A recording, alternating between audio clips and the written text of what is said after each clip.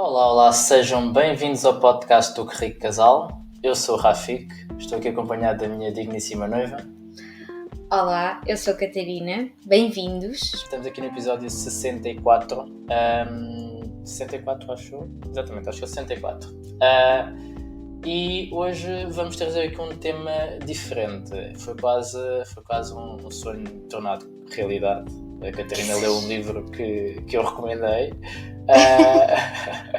e adorou e gostou tanto que resolvemos trazer aqui algumas das aprendizagens que ela teve do livro, e espero que isto também sirva para que ela me dê mais ouvidos em relação ao próximo livro sugeridos. Atenção que este não foi o primeiro livro que ele me sugeriu e que eu li. Ele já sugeriu outros livros que eu não gostei tanto. Tais como? Diz nomes. Por exemplo, eu comecei a ler o Hábitos Atómicos, não me matem, ok, mas não consegui acabar. Mas isso foi falta de energia para tentar acabar. Achas que foi? Foi. Não sei, eu acho que eu tenho um género de livro, já tinha dito isto várias vezes. Eu já encontrei a fórmula, eu aprendo rápido, não te preocupes, já encontrei a fórmula, agora já sei como é que te ponho a ler livros que eu gosto.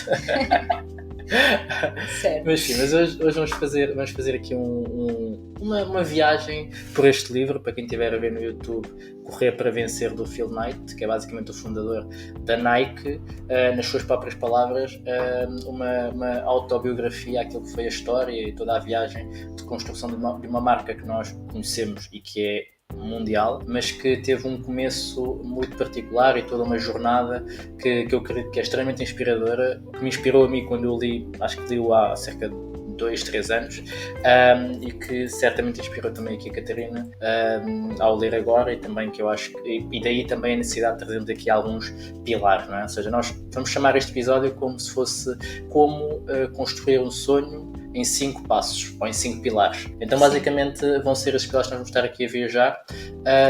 Antes de entrarmos aqui nos pilares, nós não costumamos fazer isto, mas faz todo o sentido fazer, porque é assim que também o nosso trabalho cresce, que é pedir para tu subscreveres o canal, se estiveres a ver no YouTube, deixares o teu gosto, porque é importante, muito importante para nós, se gostas do nosso conteúdo. É a única forma, ou é a forma mais fácil de nos ajudar. Sim, e ativar as notificações também. Exatamente. E se estiveres a ver no Spotify ou em qualquer outra plataforma, deixa as tuas 5 estrelas, arranjar uma maneira de retribuir pelo menos estes 64 episódios que nós já temos feitos para ti e a consciência que temos tido, porque também nos deixa motivados e ajuda aquilo que estamos a fazer efetivamente, não é? Sim, mostra que existe um feedback desse lado. Por falar em feedback, agora estou-me a lembrar do nosso encontro de ontem. Foi muito engraçado, nós estávamos no parque de estacionamento do Colombo. Se nos estão a ouvir, antes de mais... Bem, deixa eu contar a história, já me dirijo às pessoas em questão. Estávamos no parque de estacionamento do Colombo, estávamos a entrar no carro e de repente ouvimos alguém a dizer qualquer coisa, muitos parabéns pelos conteúdos, foi assim o que nós ouvimos. Eu honestamente o que pensei foi, ok, estamos a agradecer pelo Que Rico Casal, mas deve ser algum conhecido do Rafik que eu não conheço. Juro que pensei que era isso, nunca pensei que fosse uma pessoa totalmente desconhecida que nos tivesse, enfim, que nos seguisse e que se dirigisse assim a nós.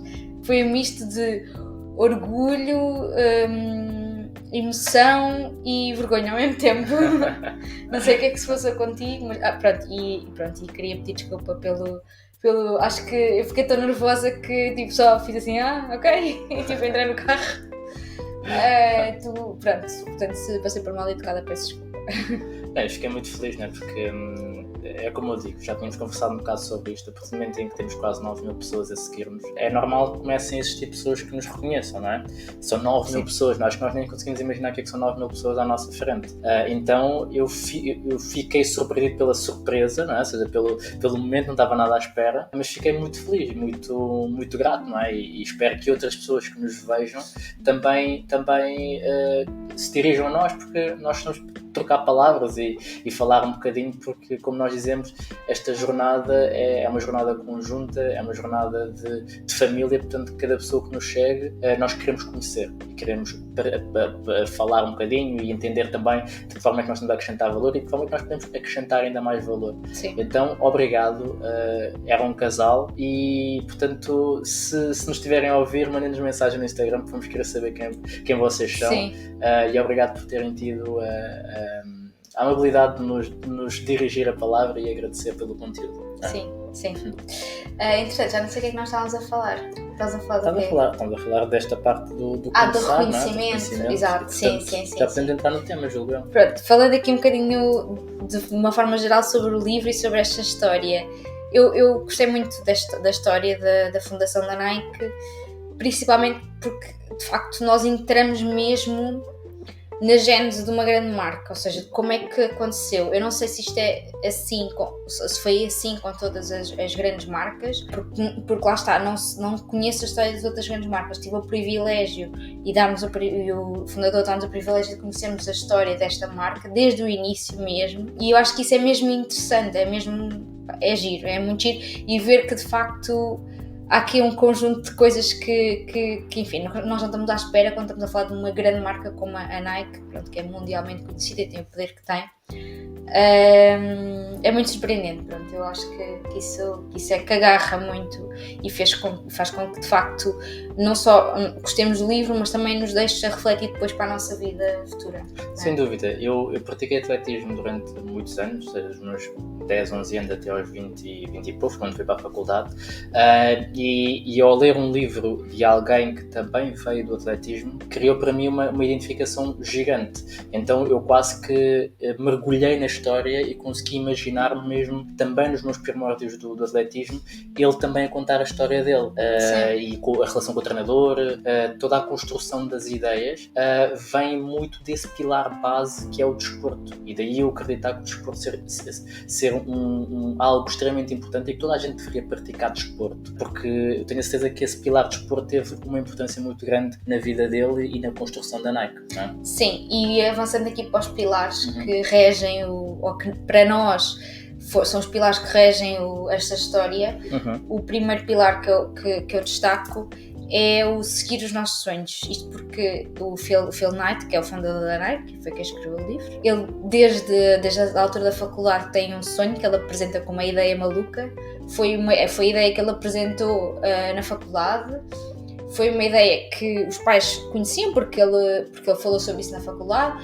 Era um sonho que ele tinha que sempre ficou ali. Eu tinha aquela ideia, mas sabem aquelas ideias que vocês têm, fica ali na vossa mente, está lá sempre presente, mas pensam sempre, não, isto é tão maluco, lá está, tão estúpido que não faz sentido avançar. Mas depois houve um dia em que ele decidiu que tinha que fazer alguma coisa, que tinha que, antes de começar a trabalhar, tinha que pegar na sua vida e dar-se uma oportunidade a ele, dar uma oportunidade a ele próprio, à vida dele. E então foi a partir daí que ele decidiu fazer uma viagem pelo mundo e decidiu perseguir este sonho, esta ideia maluca. Eu acho que esse ensinamento de não termos medo de seguir os nossos sonhos, mesmo quando, pronto, vocês percebem depois, quando forem ler o livro, percebem ao longo do livro que a maior parte das pessoas à volta dele não acreditavam muito naquela ideia, que achava que efetivamente que era uma ideia maluca, mas ele mesmo assim insistiu. E isto parece um clichê, né? Porque nós já ouvimos esta história imensas vezes, pessoas que não acreditavam nas nossas ideias e que depois as coisas vêm a acontecer bem e as pessoas depois começam a acreditar nessas ideias malucas, mas de facto, por parecer um clichê, se calhar deixamos a pensar, se calhar faz mesmo sentido seguir os nossos sonhos, porque já aconteceu tantas vezes, nós temos ideias e ninguém acredita nelas e depois as coisas correrem bem, que se calhar faz mesmo sentido acreditar, não é? E insistir nelas. Sim,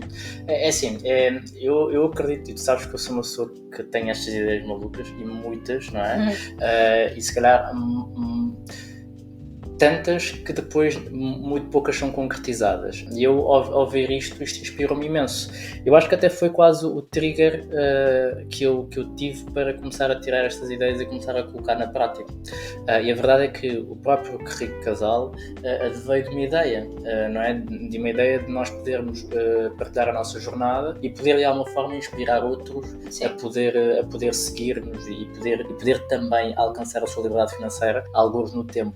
E isto, se calhar, dito quando nós começámos a pensar nisto, até tu própria, não é? Ou seja, eu quando partilhei um bocado esta ideia de nós criarmos o currículo casal, tu não deste muita importância. E outras ideias, há 2 semanas, a ideia do hotel, não é? Ou seja, é uma ideia maluca, efetivamente, mas acho que tudo o que é efetivamente grande começa numa ideia maluca. Porque se for uma ideia que não seja maluca, à partida é banal ao ponto das próprias pessoas dizerem, ok, mas isto...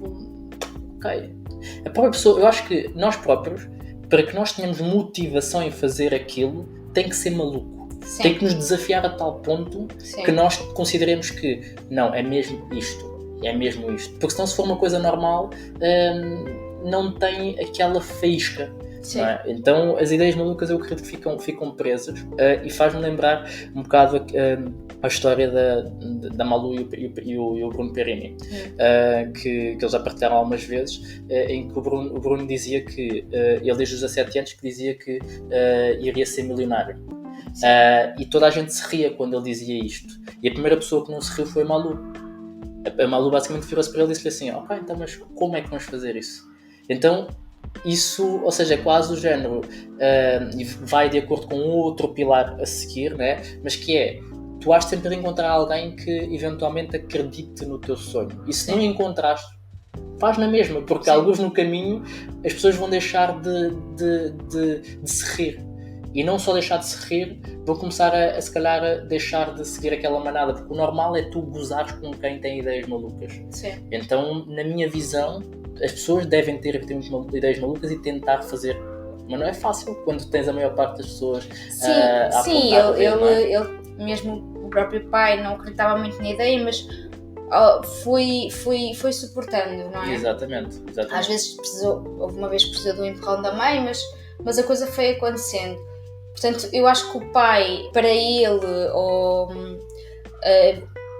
visualmente não acreditava, mas acho que ele tinha tipo uma réstia de esperança que a coisa fosse correr bem, por isso é que apoiou, acho que é um bocado isso. O Phil Knight diz sempre que o pai, durante nos primeiros anos da empresa, achava sempre que ele estava a desperdiçar o tempo dele nesta coisa das sapatilhas. E uma coisa de destaque já agora aqui, um parênteses, gostei muito do facto de se referirem aos ténis como sapatilhas. Não sei quem é que editou, foi a Bertrand. Ok, pronto, o editor da Bertrand, obrigado pelo reconhecimento que efetivamente estamos a falar de sapatilhas e não de ténis. Pronto, mas continuando. Eu estou a imaginar o pessoal de Coimbra lá em casa a dizer, é isso mesmo, Catarina, são sapatilhas. Esse pessoal de Lisboa que diz ténis, esse pessoal não sabe falar português.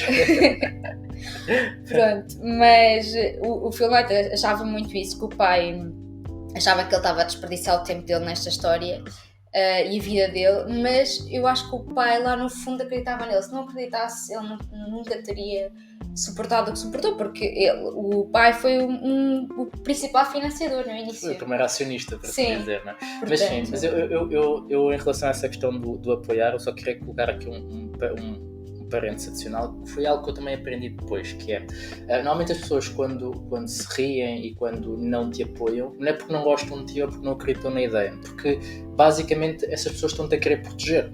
Proteger do quê? Tu quando tens uma ideia maluca e vais querer implementá-la, tu vais passar por muitos desafios. Vai ser difícil, vai ser frustrante, vai ser desgastante. Então, para um pai ou para uma mãe, provavelmente não querem ver o filho a passar por isso e querem que o filho vá pelo caminho mais fácil. E o caminho mais fácil é o caminho padrão, é o caminho da faculdade, é o caminho do emprego, e não o caminho do empreender. Então as ideias malucas, por te colocarem num espaço de muito desafio interno, muitas dificuldades, geralmente quem está à tua volta, aquilo que pretende é proteger-te. E por isso é que geralmente tentam que tu desistas dessa ideia e não propriamente algo que não concordam. Eu quando comecei a pensar disso desta forma, começou a ser mais fácil. Não é contra mim, é efetivamente algo que a pessoa pensa, não, isso é muito difícil, eu não quero que tu passes por essas dificuldades. Então eu acredito que possa ser um bocado essa a visão, não é? Sim.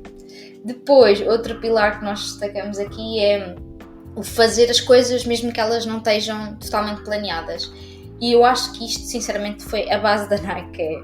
As coisas foram acontecendo, sabe Deus como, muitas vezes foi tipo, por acaso ou sorte, temos de chamar o que quisermos, ou simplesmente foi pensado, mas um pensado que não é o pensado que nós normalmente estamos habituados das coisas totalmente planeadas.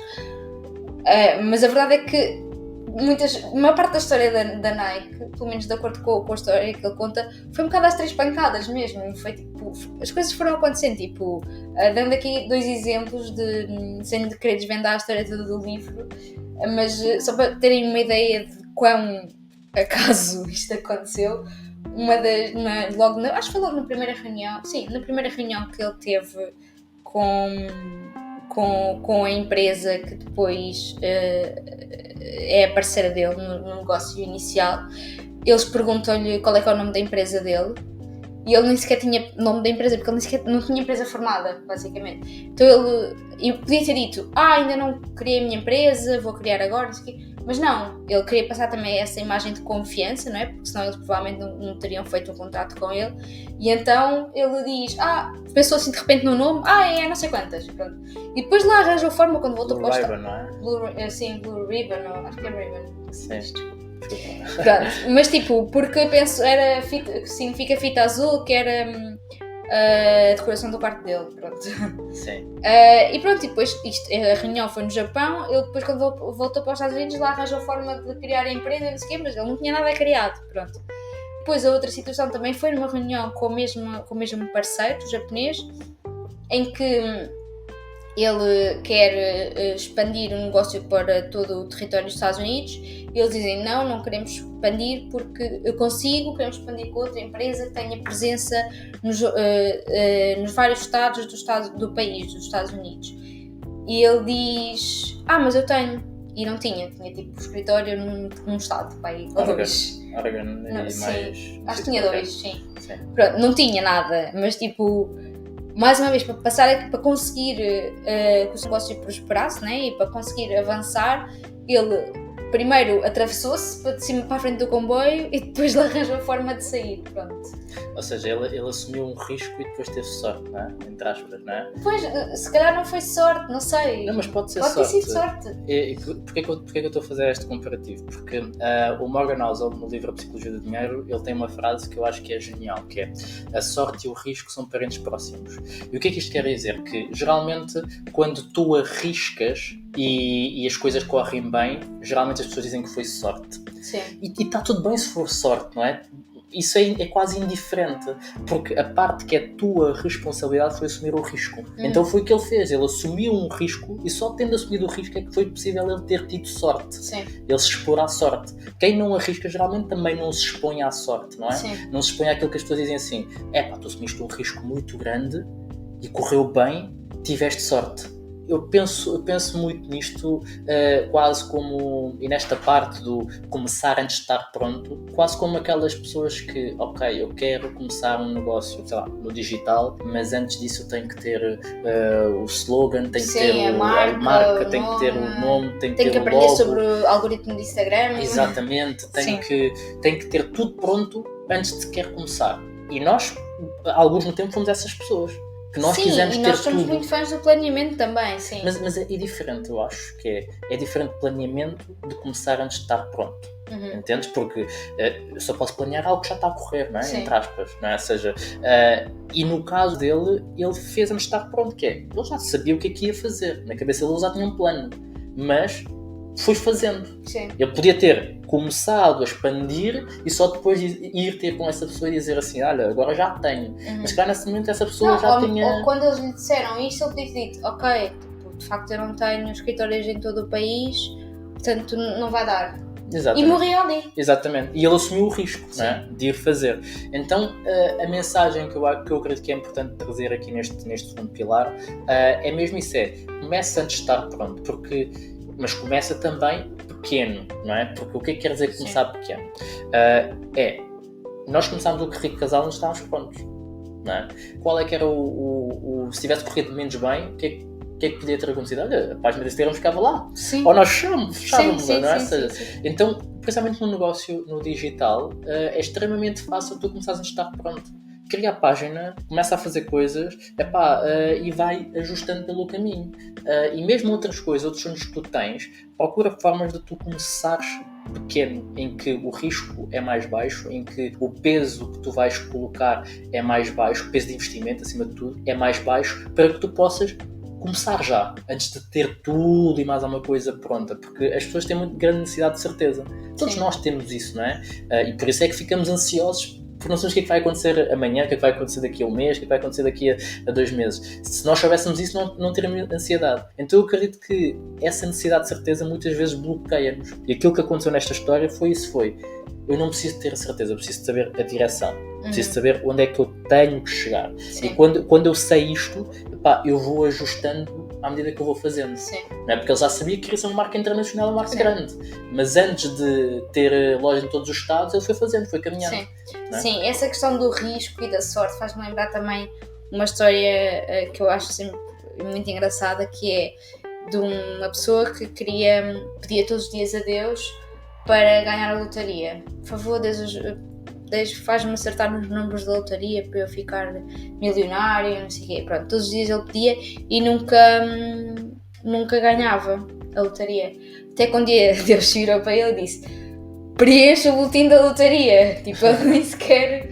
Ele para ganhar, antes tinha que preencher, tinha que arriscar, lá está. Pronto. Não estou aqui a dizer para vocês começarem a jogar no Euromilhões, nada do género, mas acho que esta história serve para mostrar que nós, para termos sorte, temos que fazer alguma coisa. Sim. Não é? Eu vou contar essa história, mas noutra versão, que é para quem não quiser a parte da lotaria, não é? Contar a história de outra forma, que é um senhor estava no mar e o barco começou a naufragar. Então ele virou-se para cima, ajoelhou-se, virou-se para Deus e disse: Deus, ajuda-me, manda-me ajuda. E passou um barco e disse: olha, você está a naufragar, quer ajuda? E ele: não, Deus vai-me ajudar. Lá continuou a rezar, o homem foi, depois passou outro barco e perguntou-lhe: olha, você está quase afogado, quer ajuda? E ele: não, Deus vai-me ajudar. Até que Deus olhou cá para baixo assim: já te mandei 2 ajudas, por favor. Aceita. Yeah. Então é um bocado isso que é. Às vezes a pessoa está ali naquela coisa do alguma coisa tem que acontecer em vez de fazer ele próprio a coisa, não é? Às vezes estão a passar oportunidades e ele simplesmente não faz porque acredita que não está pronto. Sim. Então este segundo pilar eu acho que é extremamente importante. Nós estamos quase a fazer 2 anos de carreira de casal. Pois é. E a verdade é que nós ainda não estamos prontos. Sim. Seja lá isso o que for, não é? Ou estar pronto. Nós vamos fazendo as coisas. Sim. Melhor ou pior, mas fazendo. E a melhor coisa que nós temos feito até agora foi este podcast, que é... Sim. Houve muitos episódios que não estavam prontos, mas nós fizemos na mesma. Sim. E daí estávamos no episódio 64 e eu acredito que somos um dos podcasts de finanças com maior consistência. Uhum. Nós não temos temporadas, nós temos algo seguido. Sim. Que já acontece há 64 episódios, não é? Sim, para bombar. Só falhámos no Covid. Exatamente, maldito Covid. Terceiro pilar. O terceiro pilar tem muito a ver connosco também, que é, pronto, e isto também é falado muitas vezes ao longo do livro, que é o Phil Knight escolhia sempre as pessoas que queria ao lado dele com base nos instintos, ou seja, ele foi escolhendo as pessoas que foram a chave para a Nike porque se foi identificando com elas, porque conversou com elas e foi encontrando paralelismos com ele ou criou alguma empatia com essa pessoa. Não foi com base no currículo ou com base em provas dadas, não, foi mesmo com base no instinto. E nós temos um bocadinho esta lógica de pensamento quando vamos escolher casas, porque quando vamos ver as casas nós temos sempre aquela necessidade de só avançar quando sentimos que efetivamente poderíamos viver ali, estava tudo bem. Não é? Sim, e isto faz muito lembrar de valores, não é? Que é a base. O que são valores? Basicamente, valores são aqueles pilares da tua vida sobre os quais tu avalias algo como sendo certo ou errado, bom ou mau, algo que quase que te guia na tua jornada como ser humano. Então, quando tu entendes os teus valores, por exemplo, um dos teus valores mais fortes é a liberdade, a ambição, a honestidade, tu tens que arranjar pessoas que à tua volta também tenham esses valores. Isso é quase instintivo. Tu não explicas. Tu quase que numa conversa, exatamente, numa conversa tu entendes que aquela pessoa que está ali à tua frente valoriza a liberdade, valoriza a ambição e valoriza a honestidade tal como tu. Porque existem ali sinergias. Então quando tu escolhes pessoas com base nos valores, que é um bocado isto nós vamos dizer que é instinto, tu acabas por criar um match que te vai fazer conquistar muita coisa, por simplesmente haver esse networking. Então eu acredito muito nisto e nós fazemos isto para as casas, mas eu também acredito que fazemos isto também para as pessoas que nos rodeiam. Mesmo para o Rico Casal, as pessoas que nos ajudam, mesmo, por exemplo, a GoParity que nos patrocina, tem muito a ver com os valores que nós nos identificamos. Então, quando isso acontece, são as pessoas certas para estar ao nosso lado. Não é? E quase que o resto é acessório, não é? Que é um bocado o que acontece aqui na história, que é, ele escolheu as pessoas sem saber bem o que é que essas pessoas iriam fazer, mas revelaram-se pessoas extremamente úteis porque tinham uns valores alinhados e conseguiram colocar-se em ação na mesma direção, não é? Uma das personagens mais interessantes é o Johnson, não é? Sim, então, para mim o Johnson é tipo responsável pelo sucesso da Nike, esqueçam o Phil Knight. Não, mas é tipo, pronto, ok, o Phil Knight obviamente teve a ideia e teve todas estas atitudes de se colocar em risco e a perseverança. Mas de facto o Johnson foi quem pensou no nome, foi quem pensou na estratégia de marketing, foi quem pensou tudo que é a base da Nike como marca, acho que foi ele que pensou, não é? Sim, mas o Phil Knight teve o mérito de escolher bem as pessoas. Porque esta pessoa podia estar a fazer outra coisa qualquer e não fazer parte da história da Nike e fazer parte, sei lá, da história de outra coisa qualquer que nós não conhecemos. E foi o mérito do Phil Knight identificar isso. Eu acredito que isso é uma característica extremamente relevante de um bom líder, que é saber identificar as pessoas certas. E por isso é que saber onde é que elas são valiosas. Exatamente. Não é? E por isso é que eu acredito que muitas empresas, mesmo as empresas onde nós tivemos e outras empresas falham muito porque escolhem as pessoas com base no currículo e não com base nos valores de acordo com a empresa. Então isso é extremamente importante entender. Sim, e isso leva-nos ao outro pilar que nós identificámos aqui no livro, que também tem a ver com a forma de gestão do Phil Knight, tem muito a ver com essa questão de identificar onde é que as pessoas são boas, mas também deixá-las fazer por elas. E ele fala aqui numa frase, ele refere aqui a uma frase que encontrou, que tem muito a ver, que é exatamente a forma de gestão dele, que é: não digas às pessoas como fazer as coisas, diga-lhes o que há para fazer e deixe que elas se surpreendam com os seus resultados. E basicamente este foi o estilo de gestão dele sempre, principalmente com este Johnson. Ele deixava o Johnson completamente ao abandono, basicamente, e ele foi fazendo e foi criando e foi surpreendendo sempre, não é? Sim, eu estavas a dizer isso e eu veio-me uma imagem à cabeça, que é: isso só é possível se tu efetivamente venderes bem o teu sonho, não é? Porque quantas pessoas, principalmente no mercado de trabalho, tu dás uma tarefa e deixas à deriva e a pessoa não acontece, a pessoa queixa-se: ninguém me ensinou, ninguém me ajudou, ninguém me fez, blá, blá, blá. E porquê? Porque essa pessoa não tem clareza em relação a qual é que é o caminho a fazer, qual é que é o sonho, qual é que é a meta. E quando tu sabes qual é que é a meta e tens os valores identificados, primeiro o líder cria confiança em ti, por isso é que te dá autonomia, porque confia em ti, não é? E tu simplesmente sabes qual é que é a meta, tu vais em busca do resultado. E porquê? Porque também compraste o sonho. É como se tu também fosses dono daquele negócio. Então tu vais fazer tudo para fazer acontecer, não vais desistir, não vais dizer: o meu chefe não me disse o que é que tinha que fazer, disse-me só para fazer isto. Exatamente, eu vou seguir a minha vida. Então aqui eu acho que é um pilar extremamente relevante quando falamos até propriamente de uma sociedade, que é nós os dois. Quando temos noção clara de onde é que nós queremos chegar, nós praticamente não temos simplesmente que dizer assim: é preciso fazer isto e isto. E cada um de nós vai e faz. Não precisa de quase aprovação um do outro, porque sabemos onde é que nós queremos chegar juntos.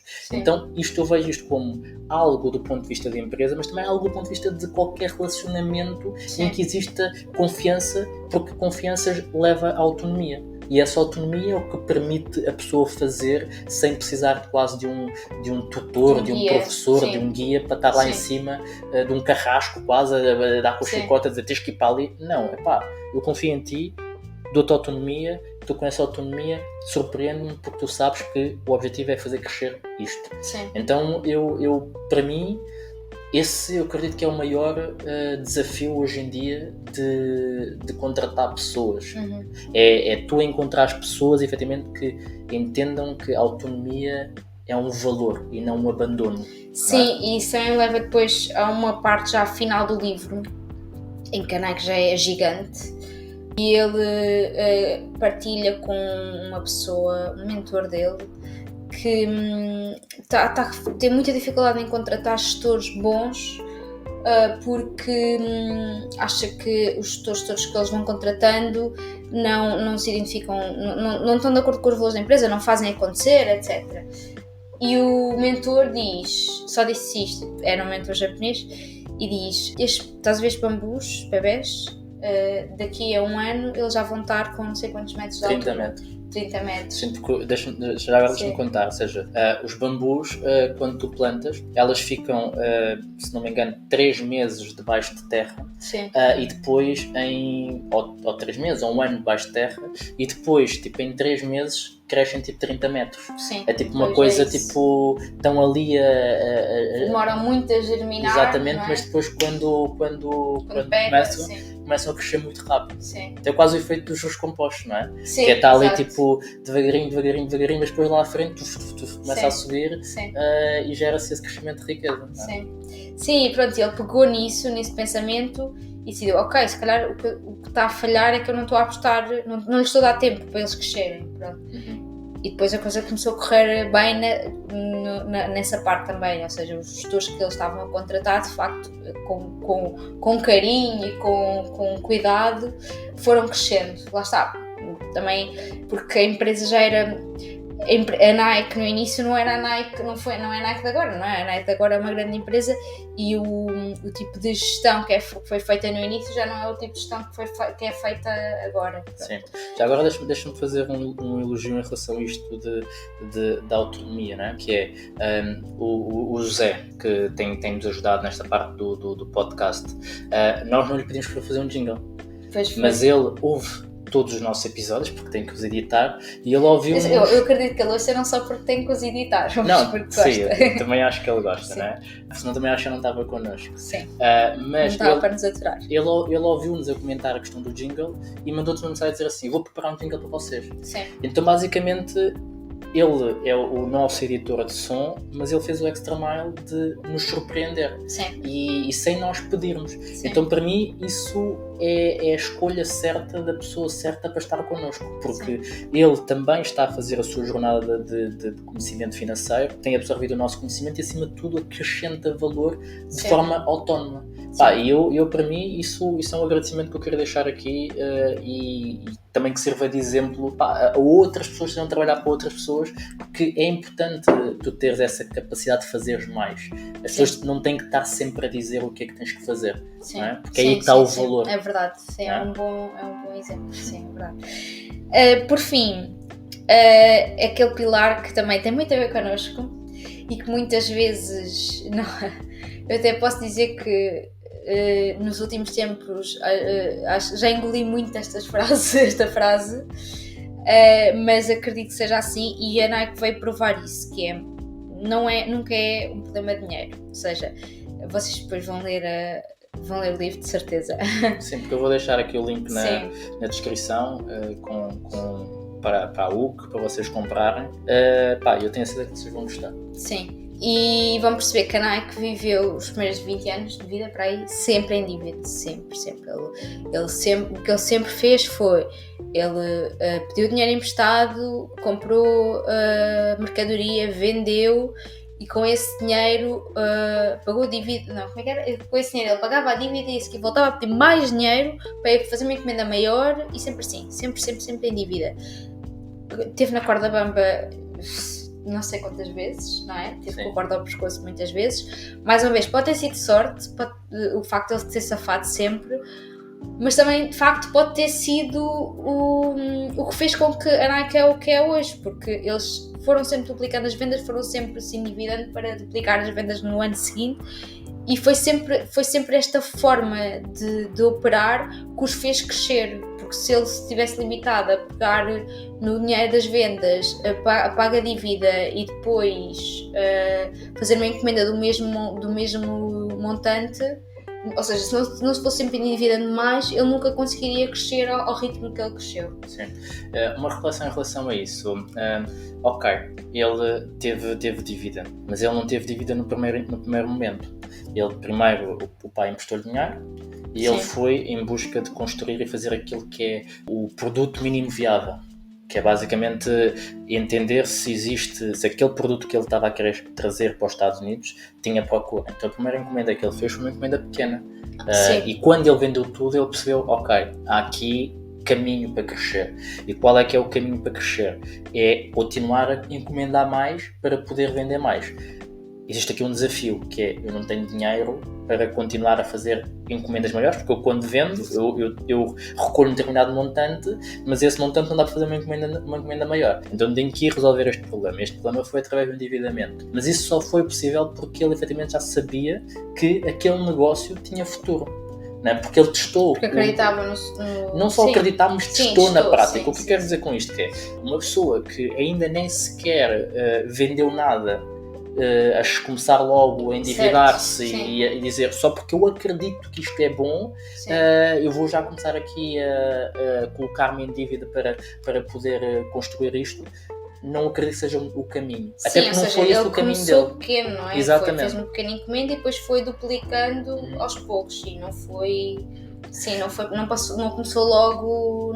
Sim, ele não fez logo uma encomenda brutal e depois de repente tinha tipo... Embora tinha tido estoque em casa durante algum tempo, não é? Sim. Mas não foi logo para vou encomendar já 300 mil sapatilhas porque os Estados Unidos têm não sei quantos milhões de habitantes e eu vou já abrir uma loja. Exatamente. Ele começou a partir de casa dele e depois foi para um armazém. Ele depois foi viver sozinho. Primeiro começou na casa dos pais, no quarto dele, depois alugou uma casa e era aí a sede da empresa. Depois de lá arranjou o armazém, mas tipo um armazém que não tinha janelas.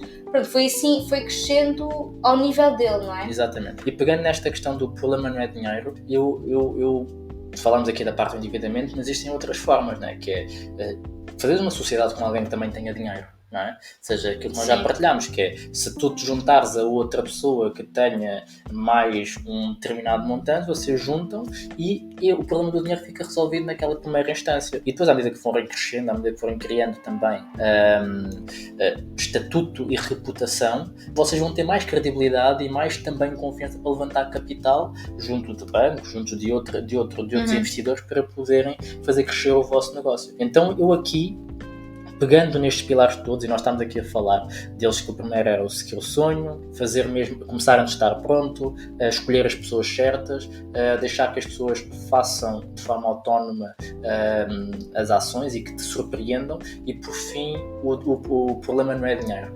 Eu penso nisto e penso assim, eu tenho que aplicar isto não só na nossa vida, mas também na educação do nosso filho. Porquê? Porque nós temos que fomentar o nosso filho a sonhar, não é? Que ele siga esse sonho. E depois a seguir ok, o sonho não tem que estar pronto, ou seja, a execução do sonho não tem que estar pronta. Então, vai. E temos que ensinar também, primeiro de tudo, a entender os próprios valores, para que ele possa escolher as pessoas certas à sua volta. E se calhar as primeiras pessoas que têm que estar à volta dele somos nós. Então nós também temos que entender os nossos valores para que nós possamos saber se estamos a transmitir os nossos valores ao nosso filho e se nós estamos alinhados também, não é? Sim. E depois, a questão do autonomia, mesmo agora, nosso filho com 2 anos e meio, nós temos que promover que ele seja autónomo. Sim. Então eu acredito que nós fazemos muito isso, nós muito poucas vezes nós intervimos naquilo que ele está a fazer. Então eu acredito que a construção destes pilares, e depois a parte do problema não é dinheiro, eu espero que quando ele um dia chegar ao pé de nós com uma ideia, nós tenhamos capacidade financeira suficiente para dizer assim, filho, o problema não é dinheiro, vamos também não podemos dar só, não é? Não é dar. É capital. Ele depois vai-nos pagar. Portanto, eu quero ser acionista, não quero ser doador, não é? Portanto, eu estou simplesmente a fazer como muita gente faz no peer-to-peer, não é? Que é emprestar dinheiro a projetos à espera de retorno. Portanto, com o meu filho vai ser igual. Simplesmente não quero que o dinheiro seja um problema. Sim. Então nós falámos destes pilares como do género, ok, para tu empreenderes, mas eu acredito também que são pilares não só para a tua vida em casal, mas também para aquilo que tu vais ensinar aos teus filhos. Eu acho que é quase pilares para a vida, não é? Nós estávamos a pensar um bocadinho no título deste episódio, e eu acredito muito que estes pilares e estas histórias são inspiradoras ao ponto de tu conseguires tirar princípios para a tua vida, não só como empreendedor, mas como intraempreendedor, ou seja, tu estás no teu trabalho e se calhar alguém te diz assim, olha, agora vais abrir este departamento e vais ter que escolher a tua equipa. Então, estão aqui os pilares para tu escolheres a tua equipa. Sei lá, estou num sonho, gostava mesmo de mudar de emprego e não sei o que mais. Ok, estão aqui os pilares para tu saberes como vais mudar de emprego. O meu filho é adolescente e ele quer empreender. Ok, eu entendo estes pilares, então se calhar eu vou ajustar-me para poder também ensinar-lhe isto, ou poder estar alinhado com aquilo que ele vai precisar. Sim. Então eu acho que são princípios, e os princípios são princípios, não é? Ou seja, Sim. não são aplicáveis a uma área só.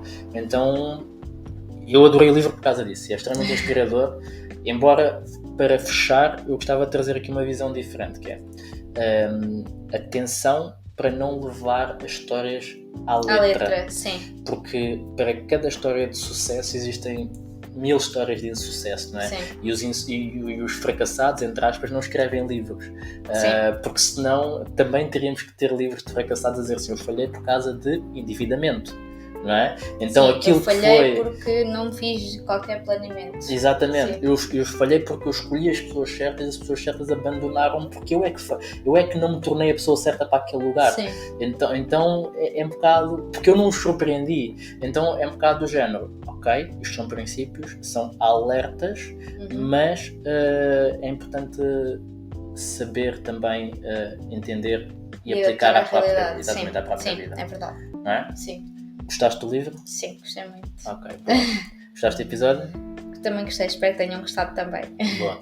Então, aqui para fecharmos, fazer um agradecimento à GoParity. A GoParity é patrocinador deste podcast e, como dissemos quando falámos de valores, tem valores muito alinhados com aquilo que nós vemos, que é sustentabilidade, um mundo melhor, investimentos e poder ter retorno daquilo que é um investimento de acordo com os nossos valores, com os nossos princípios. Sim. Então, a GoParity é uma plataforma que permite que tu possas investir emprestando dinheiro em empresas que têm projetos associados à energia solar, a parte mais ecológica e sustentável do país e do mundo, e poderes receber um juro associado a esse empréstimo. Então, como patrocinadores deste podcast, eles permitem que tu, com um código, o Carreiro Casal 5, ao fazer a tua primeira inscrição, possas resgatar 5 euros e possas fazer o teu primeiro investimento com 5 euros que não te vão sair do bolso. Portanto, vais ter aqui o link em baixo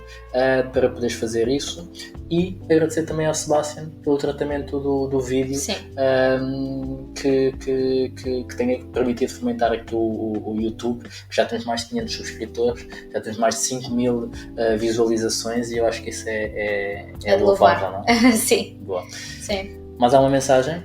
Acho que não, acho que está tudo. Boa. Sim. Comecem antes de estar prontos, não é? Sim. Beijinhos. Então lá, beijinhos. Abraços. E muitos palhaços. Tchau. Tchau.